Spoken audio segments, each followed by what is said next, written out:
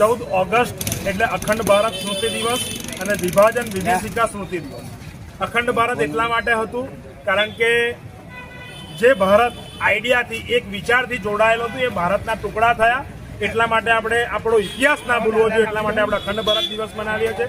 અને વિભાજન વિભીષિકા, વિભાજનની જે કરુણતા હતી એને સ્મૃતિ માટે આપણે વિભાજન વિભીષિકા દિવસ મનાવ્યો છે. ત્યારે ભારતીય જનતા યુવા મોરચો કરજણ તાલુકો કરજણ નગર વિભાજન વિભીષિકા સ્મૃતિ દિવસ નિમિત્તે જે લોકો એ શહીદી વહોરી હતી એ તમામ લોકોને યાદ કરી, એ લોકોને શ્રદ્ધાંજલિ આપી અને મૌન મશાલ યાત્રાનું કરજણ નગરની અંદર સમાપન કર્યું છે. ત્યારે જિલ્લાના મંત્રી અમરીશભાઈ પંડ્યા, નગરના મહામંત્રી શ્રી અશોકસિંહ, તમામ કોર્પોરેટરશ્રીઓ, યુવા મોરચાના અમારા પ્રમુખ બંને સ્નેહલભાઈ, પ્રણવસિંહ, અમારા મહામંત્રી મહાવીરસિંહ અને તમામ અમારી યુવા મોરચાની ટીમ, તમામ કોર્પોરેટરશ્રીઓ, તમામ લોકો ઉપસ્થિત રહ્યા.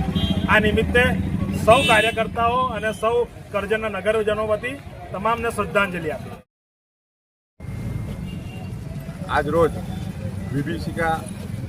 વિભાજન વિભીષિકા દિવસ નિમિત્તે કરજણ નગર તાલુકા યુવા મોરચા દ્વારા કરજણ નગર ખાતે મશાલ રેલીનું આયોજન કરાયું હતું.